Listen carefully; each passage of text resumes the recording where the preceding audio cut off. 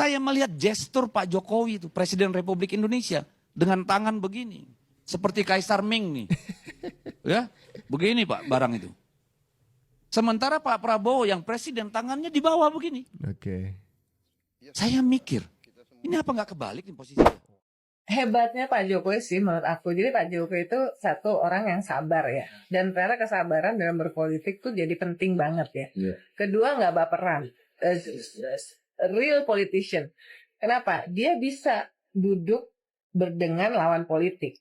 Ya, merekrut Prabowo adalah salah satu contoh yang paling nyata. Dan kita harus nyatakan Presiden Jokowi itu bukan saja bajingan dan tolol, tapi bangsat. Saya analisis dari satu sisi aja. Dari kasus bagaimana undang-undang One Team Press itu bisa disahkan. Siapa yang salah? Siapa yang mengesahkan? Anggota DPR. Iya. Legislatif yang mengesahkan itu semua. Ya, terus kenapa dia bisa mensahkan padahal nyanyian-nyanyian anggota DPR di televisi ya kita tahu mengkritik Jokowi. Selamat datang kembali di channel Yuda Media HD dan kali ini bareng saya Abdul kita akan ngebahas Deddy Sitorus. Kader PDIP, elit PDIP karena berada di lingkaran atas gitu ya di partai yang satu ini, di mana tidak henti-hentinya nyari-nyari bahan buat menyerang pemerintah. Dalam hal ini adalah Joko Widodo. Banyak sekali narasi-narasi, isu-isu yang dilemparkan ke arah Jokowi untuk nggak ngerti nih. Ini alasannya apa gitu. Pesanan dari ketum, takut saya. Nggak ngerti, saya jadi bingung kenapa Bang Deddy Sitorus jadi semakin begini gitu ke Pak Jokowi. Kali ini makin aneh aja, makin absurd dan makin ngelawak. Kenapa saya bilang ngelawak? Karena Deddy Sitorus itu ngomentarin sinis postur Joko Widodo. Jadi Pak Jokowi itu begini ya kan.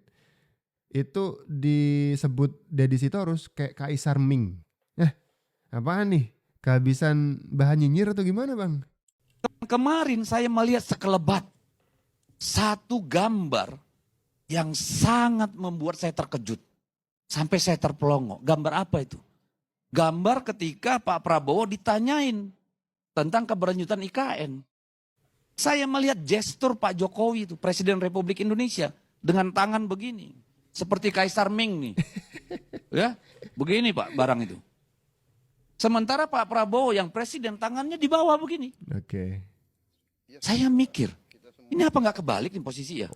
Kebalik. Harusnya kan presiden yang sudah mau mengakhiri itu lemdak. Dialah yang tangannya di bawah.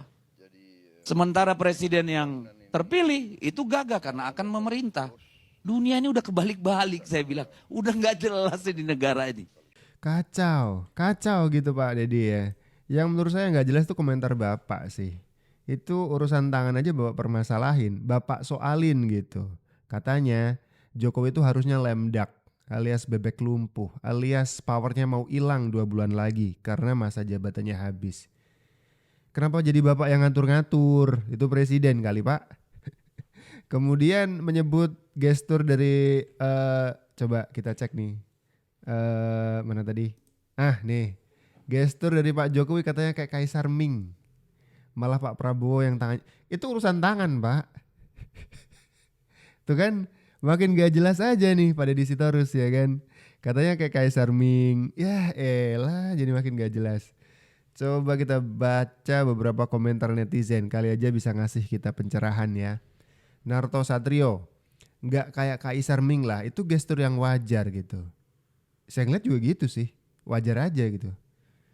Ya emang kayaknya Pak Deddy Sitorus lagi kehabisan bahan buat ngeritik Pak Jokowi kali ya. Ada penikmat hening, sakit hati nggak ada obatnya. Obatnya ikhlas sih, kayaknya kalah di Pilpres masih bikin Pak Deddy Sitorus belum ikhlas, sepertinya begitu. Zuriah, kan Pak Prabowo belum dilantik, masih jadi menhan. Terus Pak Jokowi masih jadi presiden, salahnya di mana? Meskipun Pak Jokowi sudah tidak lagi presiden, Pak Prabowo misalkan sudah jadi presiden, itu urusan tangan. Apa sih? Saya nggak paham masalahnya di mana. Agus Denim, soal tangan aja dipersoalkan, bener. Emang lagi kehabisan bahan aja ini Mas Deddy, Bang Deddy. Harbert Patiapon. Apapun yang terjadi Bapak Jokowi hebat dan tak tertandingi. Boleh.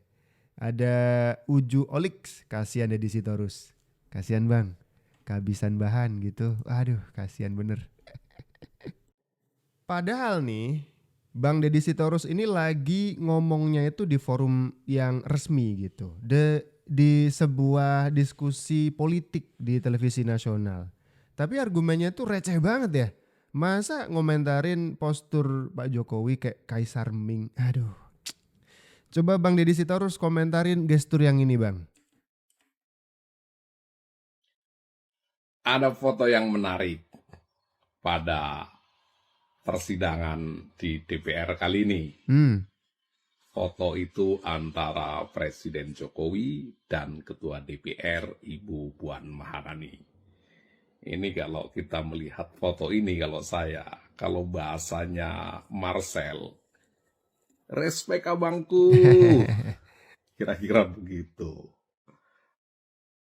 Kalaupun mau kita ganti istilahnya, respect mbakku. Nah, itu untuk Ibu Ketua DPR. Dan juga untuk Pak Presiden, respect presidenku. Gitu kan cocok, ya enggak? Ya apapun kan perlu kita apresiasi yang begini. Jadi dalam persidangan kali ini, Ketua DPR Ibu Puan Maharani menerima pengantar rancangan undang-undang tentang anggaran pendapatan dan belanja negara atau RUU APBN tahun anggaran 2025 beserta nota keuangan dari Presiden Jokowi. Nah, terkait hal itu, Ketua DPR itu mengingatkan agar Presiden terpilih pemerintahan mendatang juga diberikan ruang pada APBN 2025. Nah, ini dari substansi harapan dan mengingatkannya saja, ini memang Mbak Puan begitu respect, baik terhadap Presiden Jokowi maupun terhadap Presiden terpilih, yaitu Pak Prabowo Subianto. Nah, jadi dalam sidang kali ini, penyampaian keterangan pemerintah atas RUU APBN beserta nota keuangannya oleh Presiden Jokowi dilakukan dalam rapat paripurna pembukaan masa persidangan 1 tahun sidang 2024-2025. Oke. Tapi yang perlu dikomentarin Bang Deddy Sitorus adalah ini tadi. Gesturnya Pak Jokowi. Gimana Bang Deddy? Mirip kaisar siapa sekarang? Bang Deddy tuh lagi nyari bahan aja. Ini ada bahan lagi nih Bang Deddy Sitorus. Ini foto Jokowi memberikan hormat dengan setengah menunduk kepada Ketua DPR Ibu Puan Maharani, di mana Ibu Puan Maharani adalah Ketua DPP PDIP dari partai Anda, Bang Deddy Sitorus. Komentarnya dong, gesturnya gimana yang ini? Dikomentarin juga dong, ya kan? Ini bukan apa-apa sih, karena menunjukkan justru Pak Jokowi menghormati, ya kan? Menghormati rakyat. Kenapa? Ya karena Ibu Puan Maharani adalah Ketua DPR, Dewan Perwakilan Rakyat. Bagaimana yang dihormati Jokowi adalah rakyatnya. Itu intinya. Ada komentar Bang Deddy Sitorus? Kasih dong, kasih. Mumpung ini banyak ulama dan banyak kader-kader ulama. Antek asing. Bagaimana antek asing? Yang namanya Blok Mahakam. Yang dulu dimiliki oleh Perancis dan Jepang. 100% sekarang kita berikan kepada Pertamina. Kita ambil, kita berikan pada Pertamina. Blok Rokan. Blok Rokan. Itu dikelola oleh Chevron. Amerika. Sudah sekarang diambil oleh Pertamina 100% juga. Freeport. Wah ini Freeport ini memang sulit banget. 40 tahun kita hanya diberi 9,3%. 9,3%. Dan kita semuanya diem saja. Nggak ada yang bersuara, diem 9%.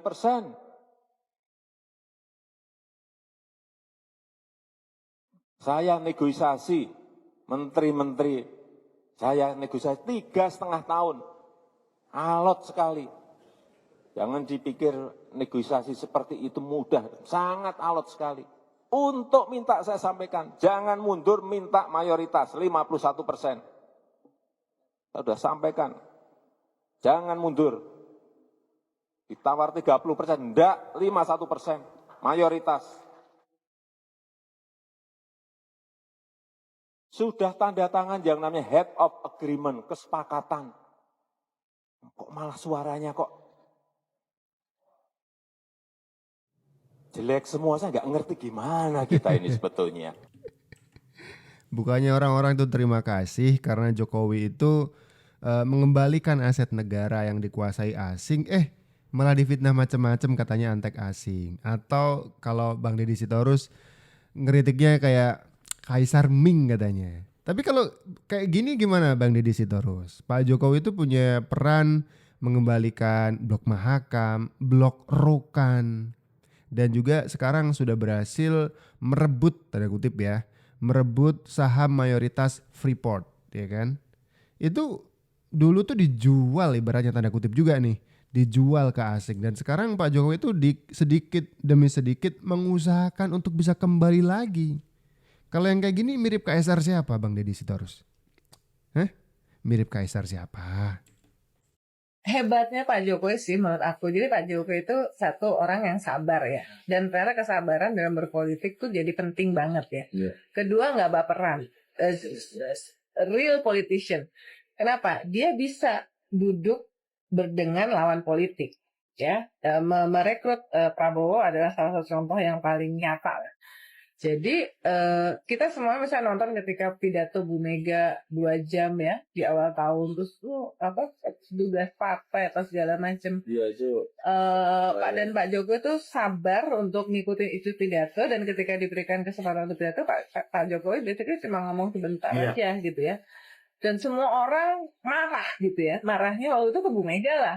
Terutama pendukungnya Pak Jokowi lah ya. Waktu dibilang petugas partai itu Petugas partai segala Ini macam. kalau Pak Jokowi ini nggak ada PDI Perjuangan sedih loh. Tapi ya mungkin itu kekuatannya Pak Jokowi. Kekuatan, kalau menurut saya, dan itu kan kekuatan yang menurut saya memang dari udah DNA-nya. Bayangin dia nggak usah 50 kali. dia itu PKL 54 kali makan, dengerin aja orang-orang itu maki-maki dia. Bisa kok. Yang mana kata Gibran waktu saya wawancara, saya itu beda sama bapak saya, Mbak. Semua orang berpikir bahwa role model saya adalah bapak saya. Enggak. Role model saya, bapak saya tuh mindahin itu aja sampai 50. Aku nggak sabaran kayak gitu. Pindah-pindah aja, biarin aja dikritik soal HAM. Kata anaknya Mas nih. Gibran mengaku kok idolanya dan Idolanya panutannya Pak Luhut. Luhut dan Erick Thohir. Itu dia. Orang yang sebegitu sabar ketika diejek Bu Mega, Pak Jokowi kalau nggak ada PDIP nggak jadi apa-apa. Orang sesabar ini Pak Deddy Sitorus, kira-kira mirip Kaisar siapa ya Pak? Pak Deddy kasih komentar juga dong. Dan kita harus nyatakan Presiden Jokowi itu bukan saja bajingan dan tolol, tapi bangsat. Bangsatnya karena menyatakan bau-bau kolonial itu Istana Merdeka dan Istana Bogor. Kamu itu tinggal di situ dibiayai oleh negara dari ujung kaki sampai ujung rambut. Lu taunya tahu beres, makan kenyang ini segala macam. Lu sampai dipijit, diurut, di semua difasilitasi oleh negara. Tiba-tiba lu bilang istana itu adalah bau-bau kolonial. Ya kan? Yang ada bau mulut Jokowi, bau kolonial, lebih bangsat daripada penjajah. Karena gara-gara dia itulah membuat istana-istana baru itu dengan memeras rakyat, mengusir rakyat, merampok tanah-tanah rakyat. Ini apa sih? Siapa yang dirampok sih? Ini mungkin perlu mengkaji sejarah bareng-bareng dengan suasana yang gak emosi gitu ya. Saya ngeliat abangnya tuh emosi banget ya, mengeluarkan kata-kata bangsa tolol. Pak, Itu presiden Pak, jangan gitulah. Maksudnya mengkaji sejarah tuh begini, bahwa bangunan Istana Jakarta, Istana Presiden di Jakarta dan juga Bogor itu adalah peninggalan Belanda, itu fakta sejarah. Itu yang direferensikan oleh Jokowi ketika Jokowi mengatakan bau-bau kolonial. Itu saja, tidak lebih tidak kurang. JJ Rizal ketika mengkritik Jokowi, sebenarnya Jokowi tidak paham apa itu peninggalan kolonial dan seterusnya. Ada benernya dari sudut pandang kajian sejarah yang lain. Tapi ketika fakta bahwa itu adalah peninggalan kolonial, bener kan? Coba pertanyaannya, siapa yang ngebangun 2 bangunan itu? Belanda. Ya sudah. Tidak usah dipelintir kemana-mana. Jokowi cuman mau mengatakan itu adalah peninggalan Belanda, udah itu aja. Dan Jokowi mengatakan kita bisa bikin ibu kota sendiri, yaitu IKN. Dan tidak ada yang dirampok, Pak. Santai aja, tidak ada yang dirampok. Ada yang salah ketika orang menganggap bahwa Pak Jokowi itu semakin kuat ketika dia sudah dalam waktu detik-detik terakhir injury time akan turun ya dari jabatannya sebagai presiden. Ada yang salah gitu ya. Saya analisis dari satu sisi aja, dari kasus bagaimana undang-undang One Team Press itu bisa disahkan. Siapa yang salah? Siapa yang mengesahkan? Anggota DPR. Iya. Legislatif yang mengesahkan itu semua. Ya, terus kenapa dia bisa mensahkan padahal nyanyian-nyanyian anggota DPR di televisi ya kita tahu mengkritik Jokowi, menghina Jokowi, menghujat Jokowi karena action Pak Jokowi yang dianggap tidak punya etika, tidak punya moral dalam permainan politik di negeri ini. Tetapi kenapa DPR-nya tetap mengesahkan, mensetujui yang namanya Undang-Undang One Team Press? Itu pertanyaan loh, masyarakat jangan tertipu. Weh, jadi kenapa terus nyari yang disalah-salahin? Kalau analisa saya sih simpel. Kadang orang yang kalah emang butuh yang disalah-salahin, biar tidak terlalu merasa sakit kalah. Ya kan? Karena enak ada yang disalah-salahin. Wah, gara-gara kamu tuh saya kalah. Ya kan? Rasa sakitnya sedikit lah turun gitu. Kalau menurut kalian seperti apa? Coba komentar di kolom komentar di bawah ya. Segini dulu video kali ini, kita ketemu lagi di video-video selanjutnya. Saya Abdul, salam.